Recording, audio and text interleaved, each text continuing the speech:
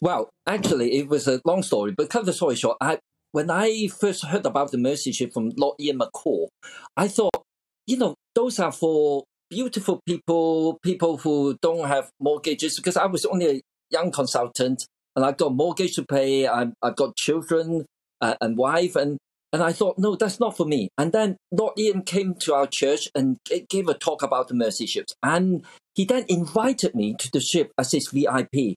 And as soon as I stepped on the ship nearly 20 years ago, oh, wow, my life was changed, because I felt that I have got something I could contribute to those patients who have no way of getting treatment. There's certainly no money to pay for treatment. Even if they have money, they have no way of getting the infrastructure, the hospital, the specialist surgery.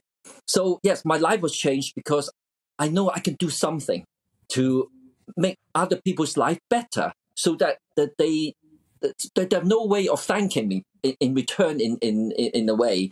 But I just feel it's wonderful to be able to do that for other people. Oh, of course. Now, obviously we want to focus on the positives of it, we will, but I think it's important for a bit of context for our viewers and our listeners as well, everyone watching us online. You must have seen some pretty terrible things. What can you talk to us about some of those? In my NHS clinic in the hospital in this country, you don't see big tumours coming into my consulting rooms. And surgery on the ship is both interesting and challenging. And the amazing thing is we have all the latest equipment on the ship to provide safe surgery. Give you some examples. Those patients with big tumours of the neck, of the face, or deformed limbs and so on, do you know they have got a really sad story, because they have been shunted, been ostracized, been bullied. I have a patient with a big goiter, big thyroid gland on the neck, literally hanging out. Now, your thyroid and my thyroid, normal thyroid, is about 10 to 15 grams. This lady, over a kilo. Wow. And she came to the ship. Why?